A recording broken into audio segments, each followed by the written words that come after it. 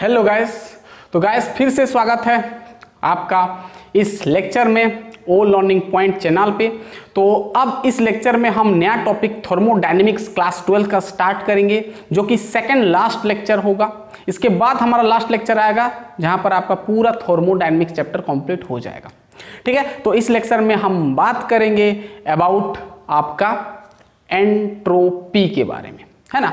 और हम देखेंगे limitation of first law of thermodynamics. सबसे पहले उसका लिमिटेशन देखेंगे ना, हम जो फर्स्ट लॉ ऑफ थर्मोडायनेमिक्स पढ़े उसका क्या लिमिटेशन है, यानी फर्स्ट लॉ थर्मोडायनेमिक्स में क्या क्या हमको नहीं मिला, उसका लिमिटेशन क्या है कि क्या क्या एक्सप्लेन नहीं कर पाया फर्स्ट लॉ ने।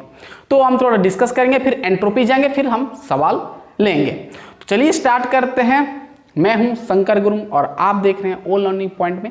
तो चलिए स्टार्ट करते हैं। पहले तो हम देखेंगे जो हम फर्स्ट लॉ पढ़े थर्मोडायनेमिक्स का, उसका लिमिटेशन देखेंगे। ठीक है, यानी जो हम फर्स्ट लॉ ऑफ थर्मोडायनेमिक्स पढ़े, फर्स्ट लॉ किसका ना, थर्मोडायनेमिक्स का,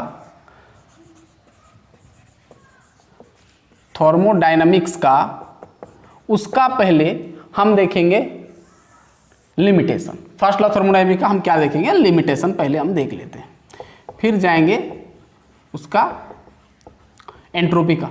ठीक है, चलिए लिमिटेशन क्या है ना, फर्स्ट लॉ, पहले तो फर्स्ट लॉ जो है आपका कोई भी प्रोसेस है ना, जो आपका केमिकल प्रोसेस का फिजिबिलिटी के बारे में एक्सप्लेन नहीं कर पाया।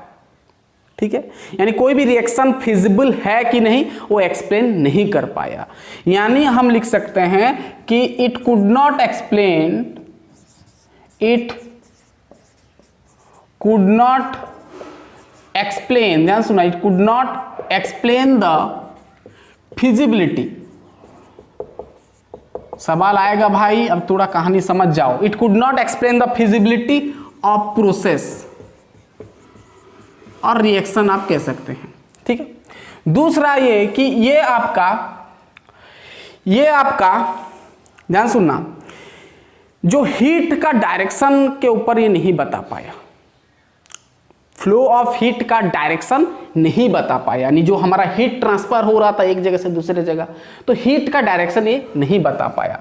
यानी कुड नॉट एक्सप्लेन, ध्यान सुनना, could not explain the flow of heat, इसका ये एक्सप्लेन नहीं कर पाया।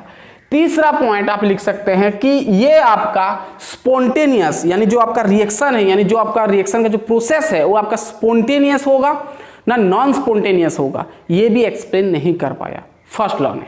ठीक है, यानी हम लिख सकते हैं कि कुड नॉट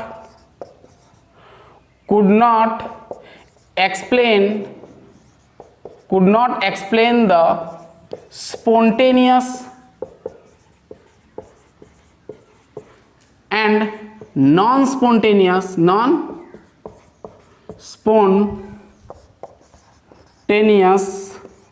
प्रोसेस। भाई ये बोर्ड में सवाल पूछ लेता है, नोट करना। ये तीन ठो लिमिटेशन याद रखना कि फर्स्ट जो कि आपका जो मैं बताया कि it could not explain the feasibility of process, यानी कोई भी रिएक्शन अकर होगा कि नहीं होगा वो नहीं बता पाया। दूसरा could not explain the flow of heat, could not explain the direction of, लिखो डायरेक्शन छोड़ दिया था, direction of flow of heat का डायरेक्शन नहीं बता पाया। तीसरा पॉइंट आपको याद रखना है कि स्पॉन्टेनियस और नॉन स्पॉन्टेनियस प्रोसेस के बारे में नहीं बता पाया। ठीक है, तो अब मैं बताऊंगा आपको spontaneous and non spontaneous process क्या होता है। तो अब हम देखेंगे स्पॉन्टेनियस और नॉन स्पॉन्टेनियस प्रोसेस। हाँ भाई, एंट्रोपी भी हम देखेंगे, पहले इसको थोड़ा देख लेते हैं, थ्योरी चीज है। चलिए स्पॉन्टेनियस, क्योंकि एंट्रोपी में आपका स्पॉन्टेनियस का कॉन्सेप्ट भी यूज हो जाता है, इसलिए हमको पढ़ना पड़ेगा स्पॉन्टेनियस और नॉन स्पॉन्टेनियस प्रोसेस। ठीक है, बहुत ही इंपॉर्टेंट भाई, बोर्ड में भी पूछता है स्पॉन्टेनियस और नॉन स्पॉन्टेनियस प्रोसेस। तो हेडिंग डालें spontaneous and non spontaneous process. तो फर्स्ट हम देखेंगे स्पॉन्टेनियस प्रोसेस। ठीक है, फर्स्ट हम देखेंगे क्या, स्पॉन्टेनियस प्रोसेस। ठीक है, spontaneous process, spontaneous process, okay. तो स्पॉन्टेनियस प्रोसेस क्या होता है? स्पॉन्टेनियस मतलब नाम से पता चला जो कि कॉन्टिन्यूसली हो रहा है, ठीक है। स्पॉन्टेनियस मतलब कुछ चीज अपने आप हो रहा है, उसको हम क्या बोलते हैं? स्पॉन्टेनियस। कोई भी प्रोसेस, कोई भी चीज, रिएक्शन, कैसे, हम तो यहाँ पर केमिस्ट्री कर रहे हैं तो रिएक्शन का बात करेंगे। अगर कोई रिएक्शन अगर अपने आप हो रहा है उसको हम क्या बोलेंगे? स्पॉन्टेनियस प्रोसेस, ठीक है। कोई भी चीज, जैसे मान लो एक गिलास पानी लिया, मैं पानी में मैं शक्कर डाल दिया तो अपने आप वो घुलेगा, मिलेगा, सॉल्यूशन बन जाएगा, वो स्पॉन्टेनियस प्रोसेस हो गया, ठीक है। ऐसे बहुत सारा एग्जाम्पल आपका है, ठीक है। जैसे मैं और एक एग्जाम्पल दे सकता हूँ आपको। जैसे अगर कोई एक रॉड है, एक तरफ गर्म है ना, हॉट एंड से कोल्ड एंड, हीट का मूवमेंट होता है ना, तो वो भी आपका स्पॉन्टेनियस हो, ऑटोमेटिक होता है वो आपका, है ना। कोई भी चीज़ को गर्म कर देते तो गर्म जो हॉट एरिया होता है, हॉट एरिया से कोल्ड एरिया तरफ जाता है उसका हीट, ठीक है। और भी बहुत सारा एग्जाम्पल हो सकता है नेचर में। अगर हम देखेंगे तो जैसे फ्लो ऑफ वाटर डाउन ए हिल, यानी हिल से नीचे आता है आपका वाटर, कंटिन्यूसली फ्लो करता है, तो दैट इज नोन एज क्या होता है ना? Spontaneous process. तो इस प्रकार हम कुछ एग्जाम्पल करेंगे। तो पहले स्पॉन्टेनियस प्रोसेस क्या होते हैं समझो। तो स्पॉन्टेनियस प्रोसेस क्या होता है ना कि एक प्रोसेस होता है, एक प्रोसेस होता है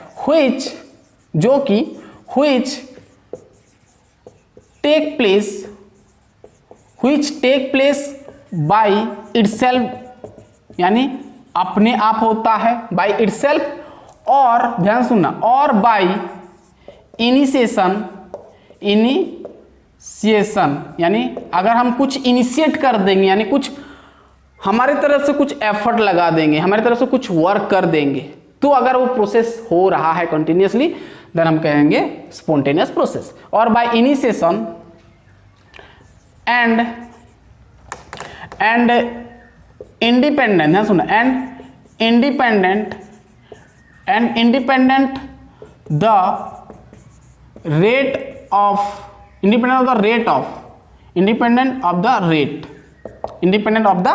रेट आप कह सकते हैं, इंडिपेंडेंट ऑफ रेट, यानी रेट के ऊपर डिपेंड नहीं करता है। ध्यान सुनना कि एक प्रोसेस होता है जो कि अपने आप, अपने तरफ से मतलब अपने आप होता है, या तो फिर कुछ हम इनिशिएट करेंगे, कुछ हमारी तरफ से कुछ एफर्ट डालेंगे, हम कुछ कर देंगे, स्टार्ट में कुछ कर देंगे तो अपने आप हो जाएगा, ठीक है। जैसे मैं बोलूँ एक लाइटनिंग ऑफ कैंडल, यानी एक कैंडल को अगर मैं कंटिन्यूस जलाना चाहता हूँ तो पहले मुझे उसको क्या करना पड़ेगा? थोड़ा आग लगाना पड़ेगा, तो हमारे तरफ से वो हो रहा है, तो आपका वो स्पॉन्टेनियस प्रोसेस हो जाएगा, है ना। तो अगर ऐसा प्रोसेस जो कि अपने आप हो रहा है तो स्पॉन्टेनियस होगा, या तो फिर कुछ इनिशिएशन करना पड़ रहा है, यानी कुछ चालू करना पड़ रहा है कोई बाहर एक्सटर्नल एजेंट से, तो आपका स्पॉन्टेनियस होगा। दो डेफिनेशन हो सकता है, एक तो इटसेल्फ होगा और एक initiation. And independent of rate, और रेट के ऊपर डिपेंड नहीं करेगा कि जो प्रोसेस है कितना तेजी से चल रहा है, यानी कितना तेजी से आपको प्रोडक्ट मिल रहा है रिएक्शन से, रिएक्टेंट से प्रोडक्ट, उसका रेट, यानी रिएक्शन का रेट के ऊपर इंडिपेंडेंट है, डिपेंड नहीं करता है। चलिए कुछ एग्जाम्पल हम बात करेंगे, ठीक है। चलिए एग्जाम्पल्स मैं पहले दूंगा। फर्स्ट एग्जाम्पल, ये सब एग्जाम्पल भी पूछ लेता है भाई। Dissolution of salt in water, ठीक है। ये आपका क्या होता है? स्पॉन्टेनियस होता है। अगर आप नमक को अगर पानी में डाल दोगे तो ऑटोमेटिक वो घुल जाता है, तो स्पॉन्टेनियस प्रोसेस हो जाएगा, हमको कुछ इनिशिएट करना नहीं पड़ता है, बस डाल दो, हो गया उतना। दो नंबर आप क्या हो सकता है भाई? जैसे इवापोरेशन, ध्यान सुनना, evaporation of water on open vessel, an open vessel, open container लिख दो। अगर कोई ओपन कंटेनर है भाई, यानी ऊपर का खोला है, तो वहां पर जो वाटर का इवापोरेशन होगा भाई ऑटोमेटिक होगा, गर्म करोगे तो ऑटोमेटिक होगा, ये भी आपका हो जाएगा, ऑटोमेटिक इवापोरेशन होता है, हमको कुछ करना नहीं पड़ता है वो रिएक्शन में। चलिए 3 नंबर आप ये कह सकते हैं कि फ्लो ऑफ हीट, ध्यान सुनना, flow of heat from hot body to क्या? Cold body. हम जानते हैं जो हीट ट्रांसफर होता है भाई हॉट से कोल्ड तरफ होता है, ये भी स्पॉन्टेनियस ऑटोमेटिक हीट ट्रांसफर होगा। 4 नंबर बहुत सारा एग्जांपल हो सकता है भाई। और क्या होगा भाई बताओ? और क्या हो सकता है, जैसे मैं अभी एग्जांपल दिया ना, फ्लो ऑफ वाटर डाउन ए हिल, है ना, पहाड़ ऊपर से आपका क्या होता है, पानी नीचे गिरता है, कॉन्टिन्यूसली होता है, वो स्पॉन्टेनियस होगा। नेचुरली में नेचर की वाइज मैं आपको एक एग्जांपल बताया। 5 नंबर अगर रिएक्शन का बात करें तो H2 गैस और आपका I2 मिल के बनाया 2HI, तो ये आपका क्या होता है भाई, ये भी आपका स्पॉन्टेनियस होता है, ये भी आपका स्पॉन्टेनियस होता है। तो इस प्रकार आप समझ सकते हैं, एग्जाम्पल आपको मैं दे दिया। क्लियर दिख रहा है? हाँ, बहुत बढ़िया दिख रहा है। स्पॉन्टेनियस प्रोसेस आपको समझ में आ गया। अब ठीक है, ऐसे नॉन स्पॉन्टेनियस क्या होगा, इसका ऑपोजिट होगा भाई, जो प्रोसेस खुद से ना हो, है ना, इनिशिएशन भी करना ना पड़े, या तो फिर आपका इटसेल्फ मतलब वो अपने आप भी नहीं हो, उसको हम क्या बोलेंगे, नॉन स्पॉन्टेनियस, यानी स्पॉन्टेनियस बिल्कुल नहीं होगा। ध्यान सुनना। अब अगर गौर से देखेंगे तो ये सब में इनिशिएशन का जरूरत नहीं है, क्योंकि पानी में अगर सॉल्ट डालते तो ऑटोमेटिक और डिसोल्यूशन हो जाएगा। अगर कोई क्लोज कंटेनर है उसका इवापोरेशन हो रहा है तो ऑटोमेटिक हो रहा है, ये सब अपने आप क्रिया हो रहा है। तो इसको हम बोलते हैं क्या, मतलब ये आपका जो है ये डू नॉट, ध्यान सुना, डू नॉट नीड इनिशिएशन, यानी इनिशिएशन को डिपेंड नहीं कर रहा है, इनिशिएशन, ठीक है, डिपेंड नहीं कर रहा है। तो ये सब अपने आप हो रहा है, जैसे मैं एक और एग्जांपल देता हूं, ये तो अपने आप हो रहा है, यहां पर विदाउट इनिशिएशन में हो रहा है। अब जैसे मैं एग्जांपल दूं आपको,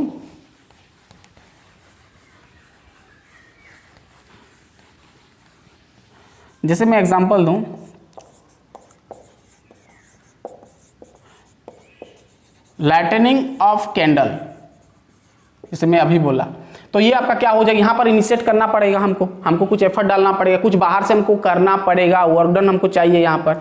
जैसे मैं और एग्जांपल दे देता हूँ, मीथेन गैस में अगर हम देते हैं 2O2, तो भाई ये देता है बना के CO देता है प्लस 2H2O देता है, CO2 होगा गैस। तो भाई ये सब आपका क्या होता है ना, ये आपको क्या करना पड़ता है, यहाँ पर आप कुछ एफर्ट डालना पड़ता है, बाहर से कुछ करना पड़ता है, हीट दो या कुछ करो, यानी कुछ करना पड़ता है, यानी इनिशिएशन नीड है यहाँ पर, ठीक है। तीसरा आप लिख सकते हो ना, H2 gas plus half O2, ठीक है, तो ये बना के दिया आपको पानी H2O। तो भाई यहाँ पर भी आपको इनिशिएशन करने का जरूरत पड़ता है, ठीक है। तो ये सब क्या होता है, ये सब नीड इनिशिएशन, ठीक है, इनिशिएशन इन लोगों को जरूरत है, अपने आप नहीं होता है, पहले स्टार्टिंग में हमको कुछ करना पड़ता है, देन ये जाके आपका स्पॉन्टेनियस होता है। क्लियर बात। चलिए अब नॉन स्पॉन्टेनियस का बात करें तो नॉन स्पॉन्टेनियस का डेफिनेशन थोड़ा ऑपोजिट होगा इसका ना।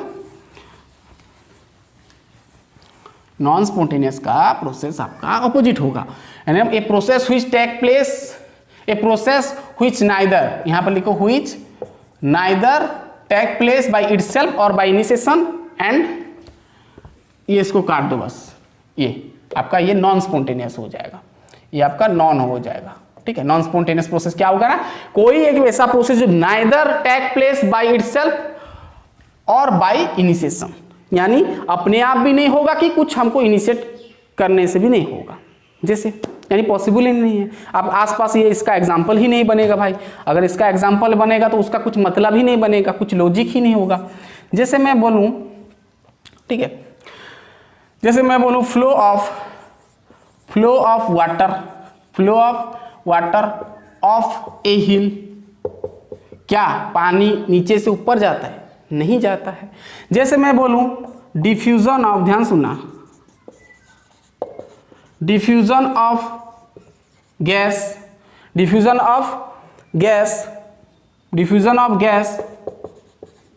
From lower pressure to lower pressure लिख दो चलेगा, लो प्रेशर लिख दो। Diffusion of gas from low pressure to high pressure, ये पॉसिबल है क्या? हम पढ़े हैं कि जो आपका गैस यानी जो आपका डिफ्यूजन होता है, जो गैस डिफ्यूज होता है भाई, वो हाई प्रेशर से लो प्रेशर की ओर उसका डिफ्यूजन होता है, गैस बाहर निकलता है, गैस पार्टिकल सब। तो यहाँ पर बोला है लो प्रेशर टू हाई, ये पॉसिबल ही नहीं है, तो ये हम क्या बोलेंगे, नॉन स्पॉन्टेनियस। अब क्या एग्जाम्पल हो सकता है भाई, और क्या एग्जाम्पल हो सकता है, जैसे मैं बोलूं डिसोल्यूशन ऑफ सैंड यानी बालू इन वाटर, भाई ये पॉसिबल ही नहीं है, बालू पानी में नहीं घुलेगा, नॉन स्पॉन्टेनियस होगा, घुलेगा थोड़ा बहुत पार्टिकल सब, लेकिन इसको हम क्या बोलेंगे, नॉन स्पॉन्टेनियस। समझ में आ गया, फील आपको हो गया भाई। चलिए आगे बढ़ते हैं एंट्रोपी की ओर, इतना है बस, कुछ नहीं, ठीक है। चलिए लिख लें इतना, क्लियर। तो आपको समझ में आ गया स्पॉन्टेनियस नॉन स्पॉन्टेनियस। स्पॉन्टेनियस बताओ क्या होता है, ना कोई प्रोसेस अगर अपने आप हो रहा है या तो फिर कुछ हमको इनिशिएट करना पड़ रहा है, स्टार्टिंग करना पड़ रहा है, तो उसको हम बोलेंगे स्पॉन्टेनियस। और नॉन स्पॉन्टेनियस जिसमें कि हमको कुछ करना नहीं पड़ेगा, मतलब नहीं होगा कुछ, है ना, स्टार्ट करने से भी नहीं होगा कि अपने आप भी नहीं होता है। क्लियर बात। चलिए अब नया टॉपिक बहुत इंपॉर्टेंट भाई, यहां से फिर आप आगे जब पढ़ेंगे तो वहां पर आपको गिब्स फ्री एनर्जी मिलेगा, वहां पर भी आपको एंट्रोपी दिखेगा, ठीक है। तो अच्छे से नोट्स बनाना, क्लियर। चलिए बात करेंगे अब एंट्रोपी का, ENTROPY, एंट्रोपी। तो एंट्रोपी को डिनोट किया जाता है एस में, अगर एंट्रोपी चेंज हो रहा है तो डेल्टा एस में, अगर स्टैंडर्ड कंडीशन है तो डेल्टा एस नॉट में, ठीक है, ये सब जानते हो स्टैंडर्ड कंडीशन में। चलिए एंट्रोपी को हम डिनोट करेंगे किसमें, एस में। ध्यान से सुनना, एंट्रोपी बहुत सिंपल चीज बोलता है कि क्या बोलता है ना, कोई भी सिस्टम में जो आपका मॉलिक्यूल्स होता है, या तो फिर आयंस कहो, मॉलिक्यूल्स कहो, एटम्स कहो, उसका रेंडमनेस के बारे में बोलता है, रेंडमनेस का मेजरमेंट के बारे में बोलता है, यानी कितना रेंडमनेस है। रेंडमनेस का मतलब क्या होता है ना, जो मॉलिक्यूल्स इधर उधर भागते ना, जो मतलब जो जहां मन कर रहा है वहां पर, जैसे अगर हम कोई सिस्टम में अगर गैस रख देते हैं, नीचे से हीट डाल देते हैं, तो गैस पार्टिकल सब कैसा होगा भाई, गैस मॉलिक्यूल्स दौड़ने लगेगा इधर उधर इधर उधर, तो जब इधर उधर जो दौड़ रहा है उसको हम बोलते हैं रेंडमनेस, है ना, रेंडम जिसको बोलते हैं, जहां मन कर रहा है वहां दौड़ रहे हैं, ठीक है। तो एंट्रोपी सिंपल, ये एक्चुअली एंट्रोपी कैल्सियस भाई ने बताए थे, है ना, एंट्रोपी के बारे में छोड़ो वो सब बेसिक। चलो एंट्रोपी क्या होता है, एंट्रोपी क्या होता है, सिंपल ना मेजर ऑफ, ध्यान सुनना, मेजर ऑफ क्या होता है ना, degree of, measure of randomness लिख दो, मेजर ऑफ डिग्री लिख सकते हो, है ना, measure of degree, measure of degree, ध्यान सुनना, डिग्री ऑफ रेंडमनेस, यानी कितना रेंडमनेस है, रेंडमनेस है ऑफ सिस्टम, सिस्टम का भाई, कोई भी सिस्टम ले रहे हो, गैसीय सिस्टम ले रहे हो, लिक्विड सिस्टम ले रहे हो, लेकिन हम यहां पर गैस का बात करेंगे। चलिए measure of degree of randomness होता है, ठीक है, रेंडमनेस ऑफ सिस्टम।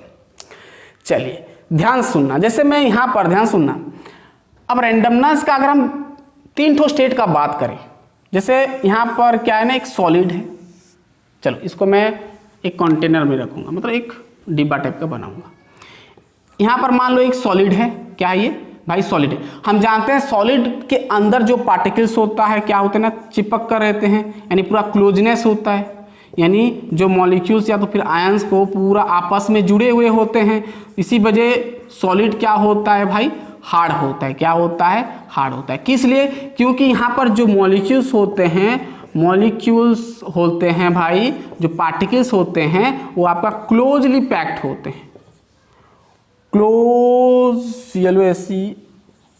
पैक्ड होते हैं, क्लोजली पैक्ड होते हैं।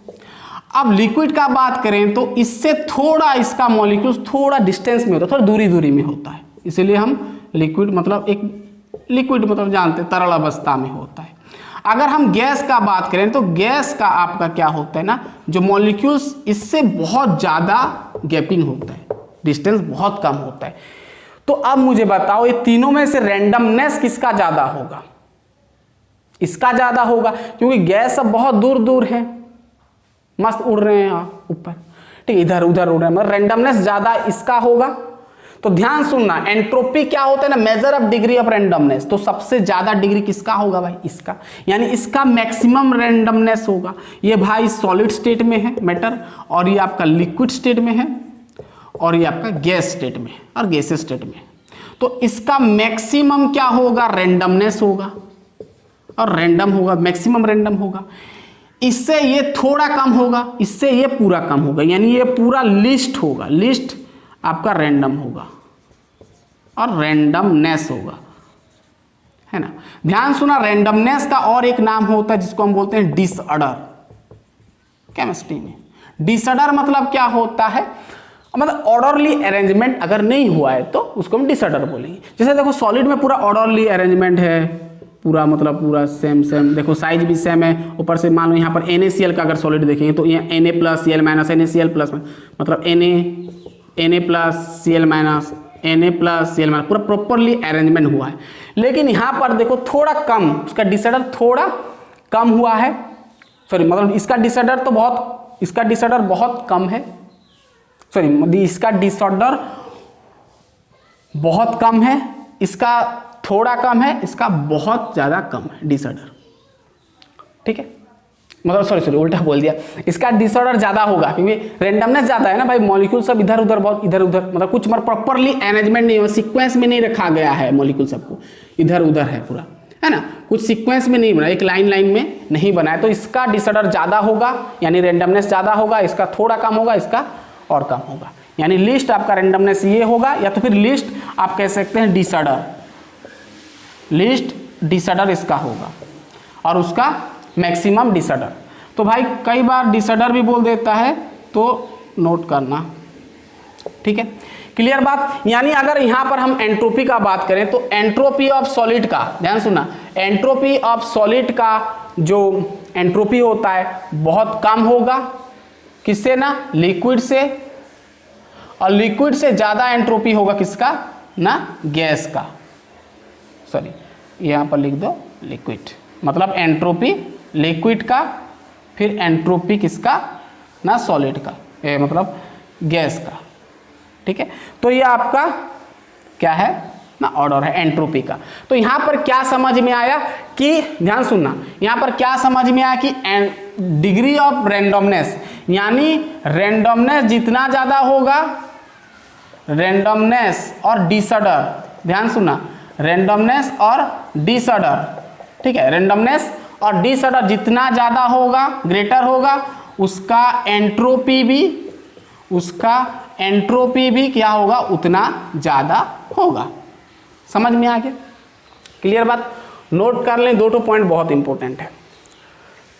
अब अगर कोई रिएक्शन हो रहा है तो उसका हम एंट्रोपी कैसे निकालेंगे, सिंपल है, जैसे हम एंथैल्पी का निकालते थे, इंटरनल एनर्जी का निकालते थे, ठीक उसी प्रकार आप एंट्रोपी चेंज भी निकाल सकते हैं। देखो कोई रिएक्शन है मान लो, और रिएक्शन रिएक्टेंट से प्रोडक्ट बनता है रिएक्शन में। तो देखो जैसे एक रिएक्शन है, ये रिएक्टेंट है, हम जानते हैं रिएक्शन जो है रिएक्टेंट से बनता है क्या, प्रोडक्ट, क्या बनता है, प्रोडक्ट बनता है। तो अगर मैं यहाँ पर एंट्रोपी चेंज का बात करूँ, एंट्रोपी चेंज देखूँ, एंट्रोपी चेंज को हम डेल्टा एस लिखते हैं, क्या लिखते हैं, डेल्टा एस। सिंपल, क्या करना है ना, सम ऑफ एंट्रोपीज, अब किसका करना है, प्रोडक्ट का, किसका, सम ऑफ एंट्रोपी क्या, किसका, प्रोडक्ट का करना है, माइनस सम ऑफ एंट्रोपी, और चेंज ऑफ एंट्रोपी किसका ना, रिएक्टेंट का करना है, जैसे आप करते थे ठीक उसी प्रकार, बस यहाँ पर एंट्रोपी लगाना है। तो सिंपल है भाई। अगर स्टोइचोमेट्रिक कोफिशिएंट है तो कुछ नहीं, आगे बस मल्टीप्लाई हो जाएगा, ठीक है। सवाल हम करेंगे भाई, समझ में आ जाएगा, क्लियर बात, इसको नोट करें, ठीक है। अब देखो, तो एंट्रोपी का एक्चुअल फॉर्मूला, तो एंट्रोपी चेंज का फॉर्मूला हो गया, तो हम कह सकते हैं कि ना एंट्रोपी चेंज इक्वल टू, हम कह सकते हैं सम ऑफ, क्या बोल सकते हैं, ये product minus sum of entropy of reactant, ये सिंपल फॉर्मूला आप बोल सकते हैं। अब देखो, अगर ध्यान सुना, अगर देखो इसका यूनिट हम देखेंगे पहले, तो पहले फॉर्मूला निकाल लेते हैं। देखो अगर QREV मतलब रिवर्सिबल प्रोसेस में हीट अगर इज एब्जॉर्ब हो रहा है, ध्यान सुनना, अगर हीट एब्जॉर्ब हो रहा है बाय द सिस्टम, सिस्टम के दौरान, सिस्टम के द्वारा, देन यहां पर हम कह सकते हैं कि change of entropy equal to heat absorb, वो भी रिवर्सिबल कंडीशन में, अपॉन टाइम।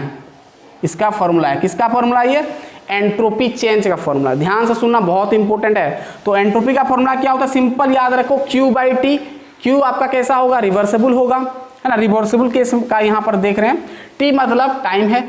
1 डिग्री सेल्सियस में जितना हीट क्या होगा, एब्जॉर्ब होगा, उसको हम डेल्टा बोलेंगे। 2 डिग्री सेल्सियस में जितना होगा उसको हम बोलेंगे क्या, उसका एंट्रोपी चेंज हो जाएगा। 3 डिग्री में, 30 डिग्री में, जितना भी, ये बेसिकली हम यहाँ पर केल्विन में लेते हैं, ठीक है। चलो इसका यूनिट का बात करें, बहुत इंपॉर्टेंट इसका यूनिट, एंट्रोपी का यूनिट देखो, Q का यूनिट क्या होता है, चार्ज का यूनिट होता है आपका जूल, और टेम्परेचर का होता है केल्विन, तो जूल पर केल्विन हो जाएगा, के ऊपर आएगा तो केल्विन माइनस हो जाएगा। तो ये बहुत इंपॉर्टेंट इसका यूनिट किसका ना, एंट्रोपी का। वैसे ये आया था नीट में भाई, नीट में आया था, नीट एग्जाम में आपका आया था 2002 को पूछा था, ये 2002 में पूछा था, नीट में आया था। तो ये छोटा छोटा चीज स्किप मत करना, ठीक है। चलिए इतना दूर आपको समझ में आ गया। अब चलिए इसके बेसिस पे मैं आपको एक सवाल देता हूं, ठीक है, एंट्रोपी आपको फाइंड आउट करना है। चलिए कर लेते हैं, इसको नोट करना भाई अच्छे से। चलो और एक तो थोड़ा सवाल तो करेंगे, पहले एक चीज नोट कर लो, एंट्रोपी से रिलेटेड आगे काम आएगा। अब हम देखेंगे ना एंट्रोपी और स्पॉन्टेनियस प्रोसेस में क्या मतलब, क्या रिलेशन है, थोड़ा देख लेते हैं, ठीक है। तो लिखें entropy and spontaneity, entropy and spontaneity, spontaneity, spontaneity, entropy और स्पॉन्टेनिटी में क्या मतलब, क्या है रिलेशन, क्या है, दोनों आपस में कैसे जुड़े हुए हैं, क्या है रिलेशन, देखते हैं। चलिए सबसे पहले तो ध्यान सुनना, अभी मैं बताया कि जितना ज्यादा डिसऑर्डर होगा और रैंडमनेस होगा, जितना ज्यादा ग्रेटर होगा तो आपका क्या हो जाएगा भाई, जितना ज्यादा डिसऑर्डर होगा उसका एंट्रोपी कितना होगा, वो भी हायर होगा, एंट्रोपी भी बढ़ेगा। पहला पॉइंट ये बताया, ध्यान सुनना। अगर आपके पास आइसोलेटेड, ध्यान सुनना, अगर आपके पास isolated spontaneous process, isolated spontaneous process है, कोई सिस्टम है जो कि आइसोलेटेड, पूरा प्योरली आइसोलेटेड है, यानी हीट अंदर जा सकता है ना बाहर जा सकता है। अगर आइसोलेटेड है और स्पॉन्टेनियस है तो भाई यहां पर डेल्टा जो एस होगा वो आपका पॉजिटिव होगा, नोट करो। तीसरा पॉइंट ध्यान सुनना, ध्यान से सुनना, अगर सिस्टम जो है, ध्यान सुनना, अगर सिस्टम, कोई भी सिस्टम, गैस सिस्टम, जो भी सिस्टम, जो सिस्टम आप ले रहे हो, अगर ये नॉट आइसोलेटेड है, नॉट आइसोलेटेड, आइसोलेटेड नहीं है मतलब पूरा खोला है, तो यहां पर आप चेंज ऑफ एंट्रोपी लिख सकते हो, एंड चेंज ऑफ एंट्रोपी और entropy of system plus entropy of क्या मतलब एस टोटल आप लिख सकते हो। टोटल अगर आपको एंट्रोपी निकालना है, कोई रिएक्शन हो रहा है जो कि आइसोलेट नहीं है, तो उसका अगर टोटल एंट्रोपी चेंज निकाल रहे हो तो सिस्टम का एंट्रोपी और सराउंडिंग का एंट्रोपी को आपको क्या करना है, प्लस करना है, ठीक है भाई, इसको नोट करो, ठीक है, छोटा छोटा चीज नोट करो। नेक्स्ट पॉइंट ध्यान सुनना, अगर, ध्यान सुनना, अगर इफ डेल्टा एस यानी change of entropy, change of entropy या टोटल एंट्रोपी लिख दो, टोटल एंट्रोपी, टोटल एंट्रोपी अगर 0 से बड़ा है, 0 से अगर बड़ा है तो जो प्रोसेस आपका होगा, द प्रोसेस जो होगा ऑब्वियसली क्या होगा, क्या होगा, स्पॉन्टेनियस होगा, क्या होगा, स्पॉन्टेनियस होगा, स्पॉन्टेनियस यानी पॉजिटिव आएगा। नेक्स्ट, अगर डेल्टा एस टोटल, अगर टोटल एंट्रोपी चेंज अगर 0 से छोटा आ रहा है तो ऑब्वियसली प्रोसेस जो होगा नॉन स्पॉन्टेनियस होगा, नॉन स्पॉन्टेनियस होगा, नॉन स्पॉन्टेनियस होगा। और ध्यान से सुनना, और डेल्टा एच भी क्या हो जाएगा, नॉन स्पॉन्टेनियस हो गया यानी टोटल आपका 0 से छोटा है। तो अगर हम यहाँ पर एंथैल्पी का बात करें तो क्या हो जाएगा भाई, नेगेटिव हो जाएगा, 0 से छोटा यानी नेगेटिव हो जाएगा। अगर एंथैल्पी नेगेटिव हुआ तो भाई ऑब्वियसली आपका एंट्रोपी भी नेगेटिव होगा, यानी डेल्टा एस भी क्या हो जाएगा, नेगेटिव हो जाएगा। ध्यान सुनना, ध्यान सुनना, अगर delta S total entropy change हो रहा है कोई सिस्टम का, अगर 0 आ गया तो क्या हो जाएगा भाई, जो प्रोसेस होगा वो आपका क्या हो जाएगा ना, इक्विलिब्रियम हो जाएगा, यानी इक्विलिब्रियम हो जाएगा, क्योंकि कांस्टेंट प्रेशर हीट सब है, टेम्परेचर, इक्विलिब्रियम प्रोसेस हो जाएगा, इक्विलिब्रियम प्रोसेस हो जाएगा। चलिए ये बहुत इंपॉर्टेंट भाई, ये सवाल में आ जाता है कई बार। चलिए इतना पढ़ लें पूरा अच्छे से। अब बढ़ते हैं, सवाल एक ठो आपको देते हैं। चलिए क्लियर बात। चलिए एक क्वेश्चन लिखें एंट्रोपी चेंज का, छोटा सा, ये पढ़ लें पूरा अच्छे से, है ना। क्या बोला नोट, और एक बार रिपीट करो, रिकॉल करो।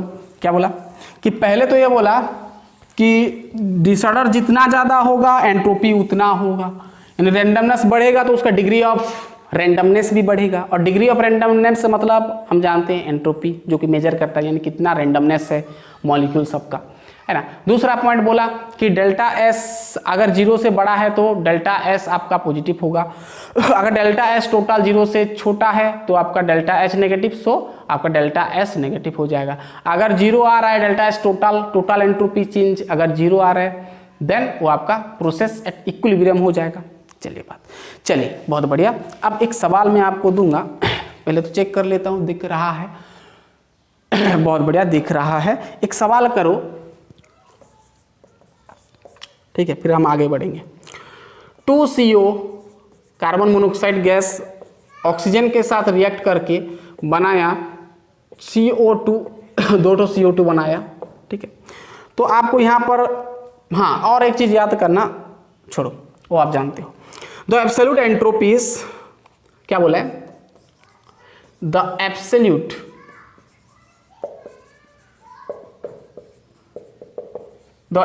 एंट्रोपीज, जिसको हम S0 बोलते हैं, डेल्टा S0, है ना। एंट्रोपी मतलब 1 बार प्रेशर 298 केल्विन हीट देते हैं ना, ये सब पता है आपको, 298 kelvin and 180 m pressure R S follows. एक क्वेश्चन लिखा है, दिया है कार्बन डाइऑक्साइड गैस का इसका स्टैंडर्ड और एब्सोल्यूट एंट्रोपी दे दिया है। ध्यान सुनना, एब्सोल्यूट एंट्रोपी ये दे देता है गिवन एब्सोल्यूट वाला, ये सब एक्सपेरिमेंटल वैल्यू है, जूल पर केल्विन पर मोल दिया है। O2 का दे दिया है भाई 205.03, इसका यूनिट लिखना, और कार्बन मोनोऑक्साइड का दे दिया है आपको कितना 197.6 जूल पर केल्विन, ठीक है। तो आपको निकालना क्या है ना, डेल्टा एस टोटल निकालना है, टोटल, है ना, स्टैंडर्ड कंडीशन में, ठीक है। सॉल्यूशन कर पाओगे, बहुत इजी है भाई। तो ध्यान सुनना, कोई फॉर्मूला भाई, देखो रिएक्टेंट है प्रोडक्ट है, तो हम क्या जानते हैं, डेल्टा एस टोटल और डेल्टा एस जो मैं लिखा था स्टैंडर्ड कंडीशन में क्या होगा, बस स्टैंडर्ड ये नट लगा देना भाई। तो सम ऑफ एंट्रोपी चेंज अब क्या, product minus sum of entropy change reactant, बिठाओ सम ऑफ यानी पूरा जोड़ के लिखना है। 2 है, एक ठो बस रिएक्टेंट है CO2, तो 2 मल्टीप्लाई करेंगे, स्टोइचियोमेट्रिक कोफिशिएंट मल्टीप्लाई करना पड़ता है। आगे ऐसे अगर नंबर दिखेगा तो मल्टीप्लाई करना है। CO2 का देखो स्टैंडर्ड एंट्रोपी दे दिया है 213.6 दे दिया है, यूनिट बाद में लगा देना जूल पर kelvin, minus sum of entropy reactant, भाई रिएक्टेंट 2 ठो, ये एक ठो, तो सम करके लिखना है, मैं लिखा हूं सम। अब 2 CO है तो 2 इंटू 1 CO का कितना दिया है, देखो CO का 197.6 प्लस देना है। फिर क्या है, O2 है, O2 का कितना दिया है 205.3 दिया है, ठीक है। अब इसको करोगे 2 हो गया, 7 हो गया, 2 हो गया, 4 हो गया, 0.2 हो गया, माइनस ये मल्टीप्लाई कर सकते हो ना, माइनस कर दो, 2 हो गया,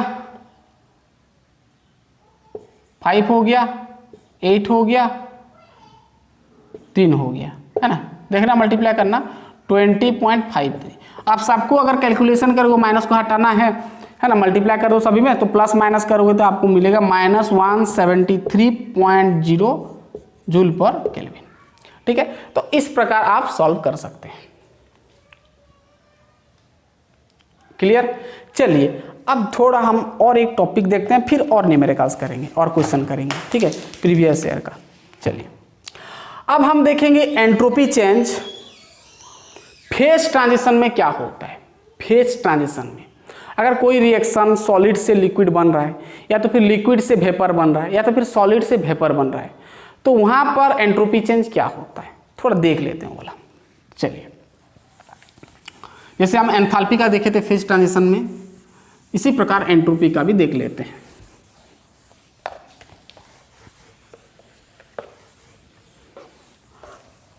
लिखो entropy change during phase transition. Phase transition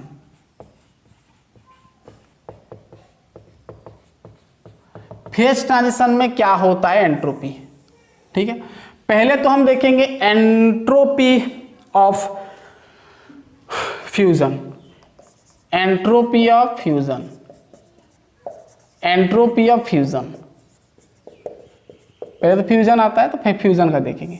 तो फ्यूजन को मैं बताया था, फ्यूजन में क्या होता है ना, सॉलिड से क्या बनता है आपका, लिक्विड बनता है। सॉलिड से आपका क्या बनता है, लिक्विड बनता है। ध्यान से सुनना, एंट्रोपी चेंज। तो एंट्रोपी ऑफ फ्यूजन मतलब अगर कोई सब्सटेंस, ध्यान सुना, सॉलिड से अगर क्या बन रहा है, लिक्विड चेंज हो रहा है, लिक्विड चेंज हो रहा है।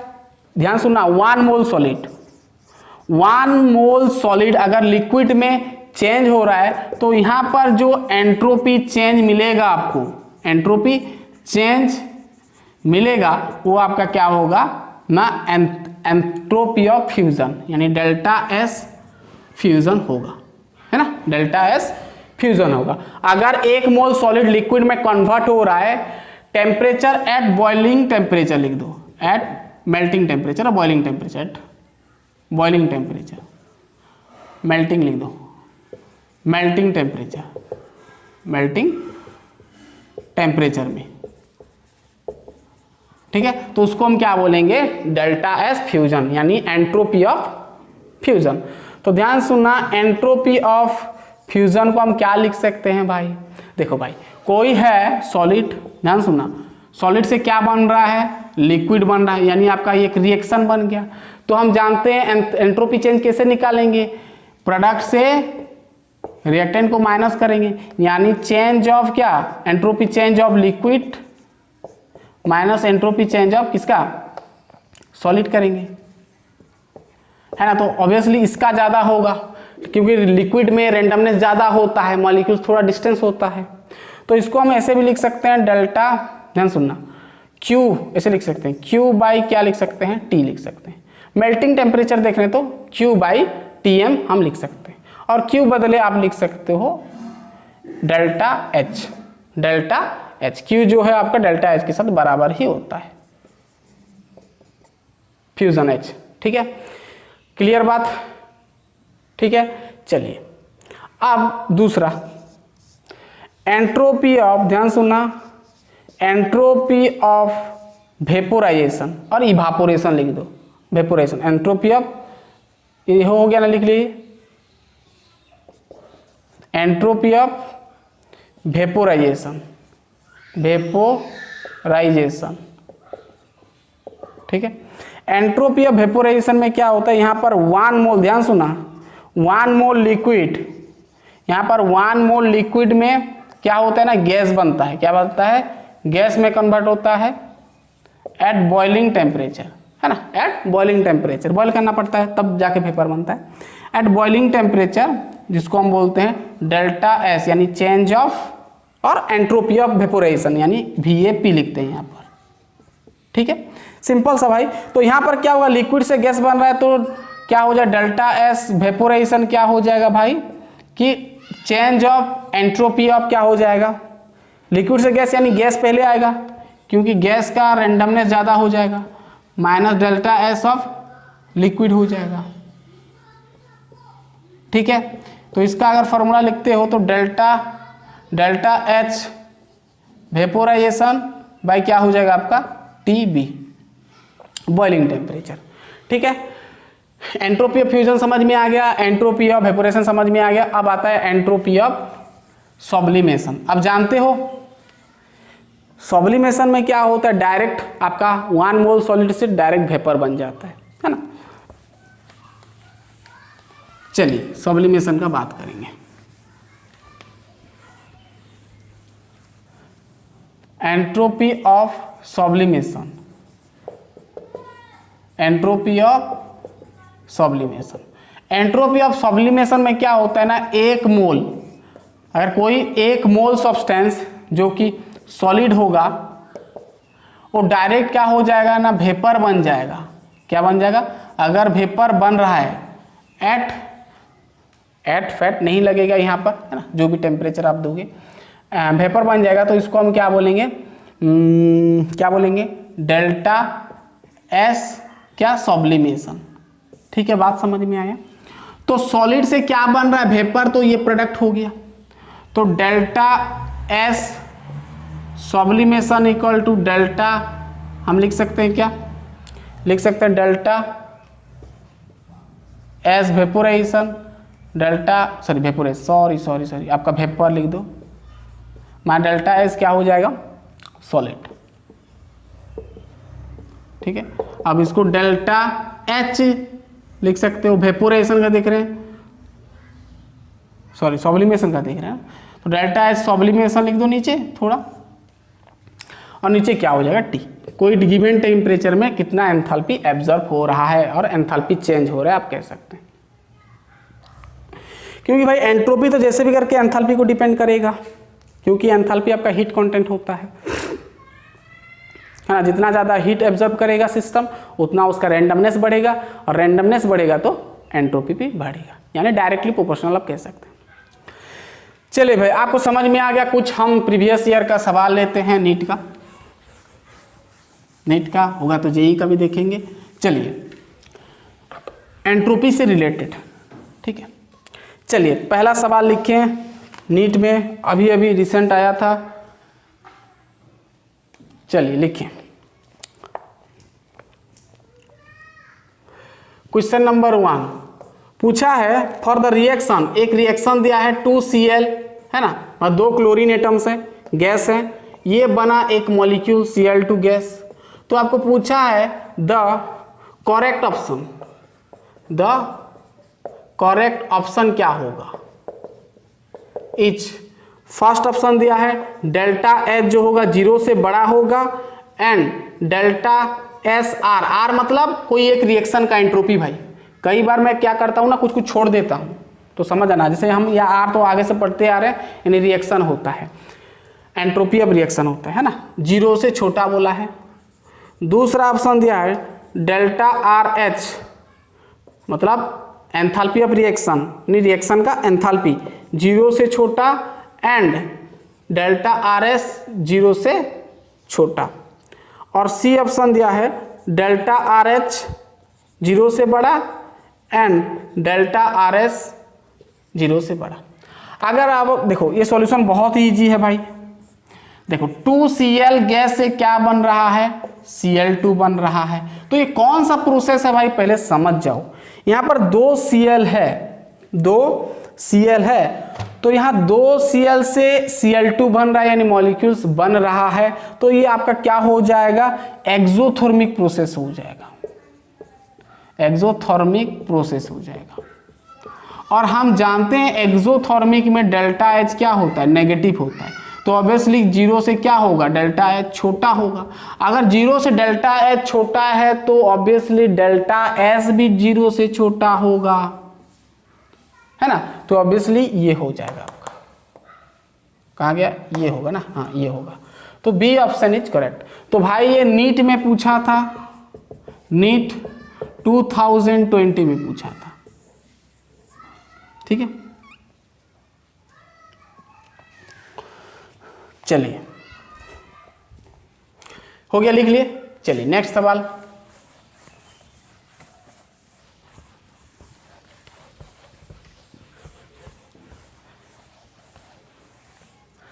नेक्स्ट आपको क्वेश्चन पूछा है, question number 2,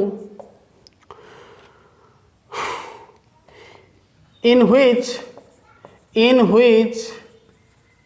cause in entropies is negative, ठीक है। आपको बताना है कि 4 ऑप्शन दिया है, ये सब में से कौन सा कंडीशन में डेल्टा आर एस यानी डेल्टा एस यानी एंट्रोपीज आपका नेगेटिव होगा। जैसे फर्स्ट ऑप्शन दिया है इवापोरेशन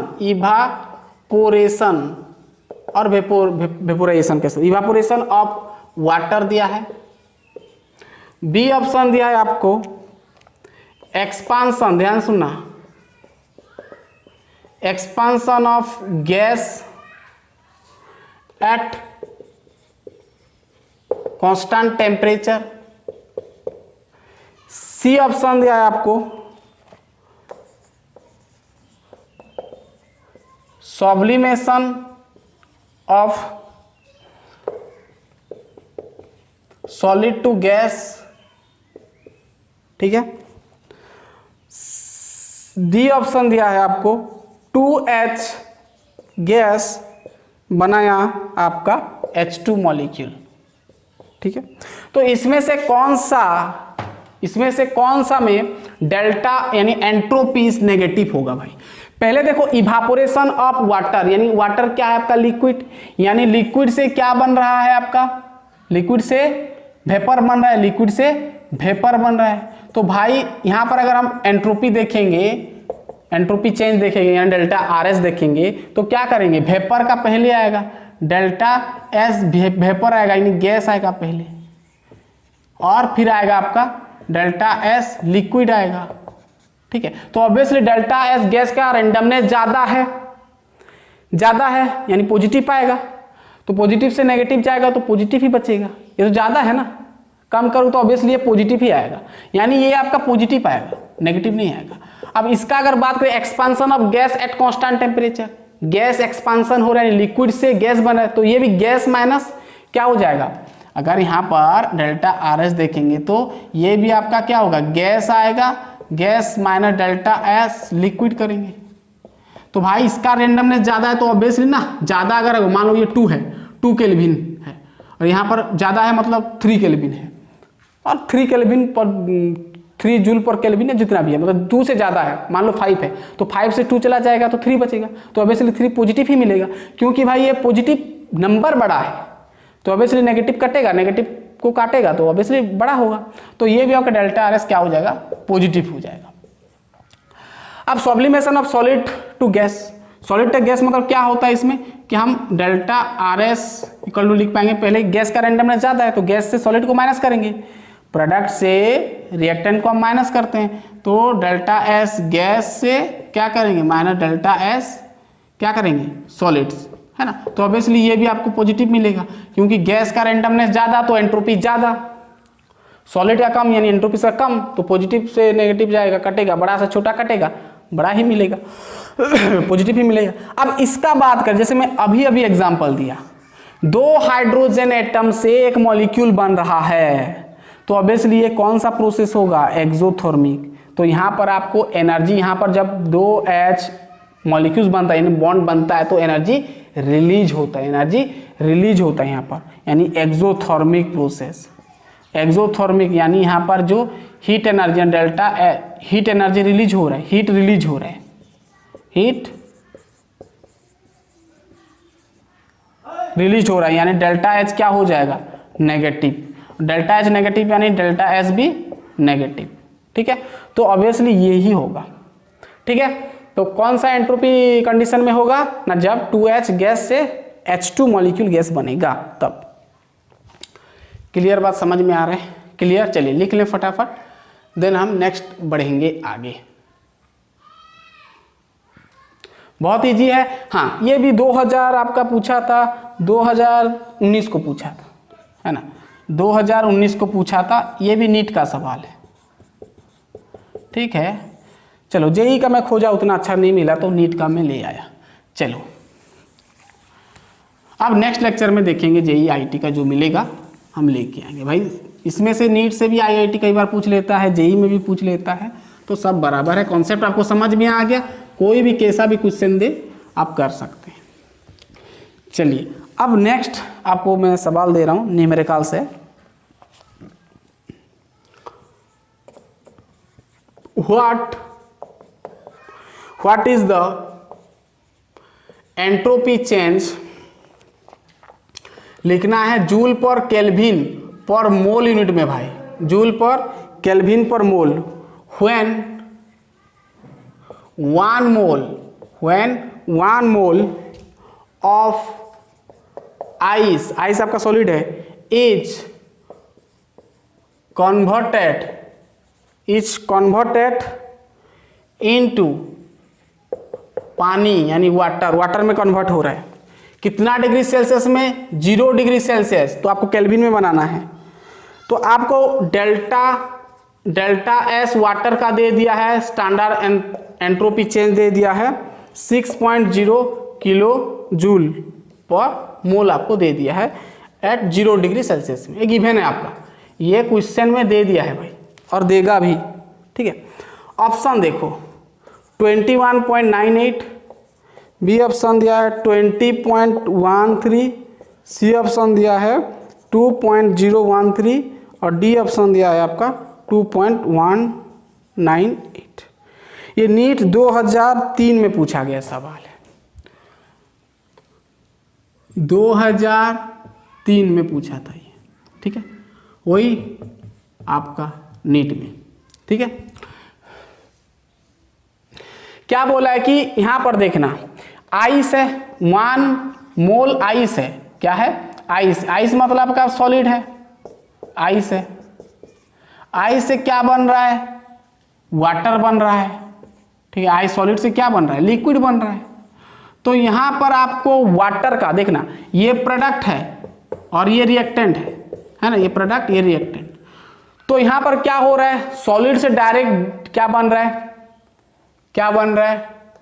वाटर बन रहा है। वाटर यहां पर गैस लिखा होगा भाई, गैस लिखा, वाटर मतलब सब्लिमेशन दे दिया ना, एंथैल्पी चेंज, सब्लिमेशन नहीं दिया है, कन्वर्टेड वाटर, एंथैल्पी चेंज में लिक्विड। हाँ, मगर जो भी है, सॉलिड से लिक्विड हो रहा है, मतलब क्या हो रहा है? क्या हो रहा है? सॉलिड से, अगर सॉलिड से लिक्विड बनता है तो ये कौन सा फेज ट्रांजिशन हुआ आपका? सॉलिड से लिक्विड। अभी बताया मैं कौन सा प्रोसेस होता है, कौन सा ट्रांजिशन होता है आपका? है फ्यूजन का प्रोसेस होता है ना, सॉलिड से लिक्विड, अभी बताया फ्यूजन होता है। तो क्या फ्यूजन में फॉर्मूला क्या है? हमको क्या निकालने को बोला है? व्हाट इज द, ये किलो जूल पर केल्विन में निकालना है। ठीक है, तो पूरा टोटल निकालना, डेल्टा एस टोटल क्या हो जाएगा? डायरेक्ट फॉर्मूला लिख देंगे क्या? देखो हमारा क्या होता है ना, डेल्टा एच, ध्यान सुना, डेल्टा एच होता है, डेल्टा एच बाई क्या लिखते हैं? टी लिखते हैं, ये लिख सकते हैं। अब देखना डेल्टा एच आपको दिया है कि डेल्टा एस दिया है कि डेल्टा एच दिया है, सॉरी आपका एंट्रोपी चेंज डेल्टा एच दिया है भाई। एंथैल्पी से आपको एंट्रोपी निकाले तो डेल्टा एच यहाँ पर फॉर्मूला हम डालेंगे। ठीक है, डेल्टा एच वाटर का दे दिया इतना, तो भाई क्या लिखेंगे? 6.0 दे देंगे।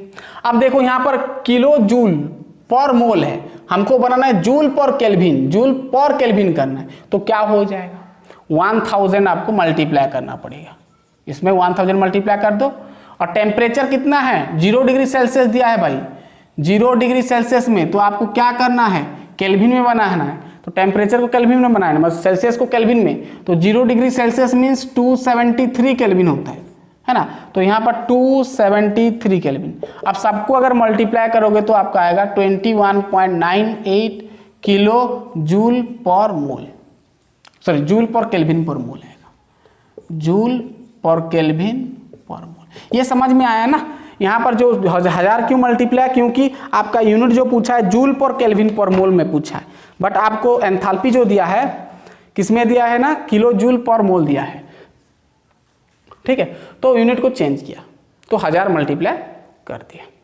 क्लियर बात पूरा। तो आंसर आपका क्या आएगा, ए आएगा।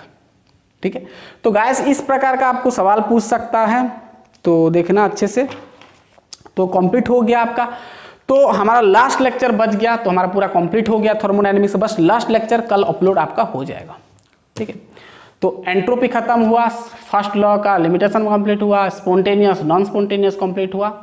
तो अब नेक्स्ट लेक्चर आएगा आपका फ्री एनर्जी के बारे में, गिब्स फ्री एनर्जी, और वहां पर हम सेकेंड लॉ थर्मोडायनेमिक्स का 3 पॉइंट लिखवाएंगे।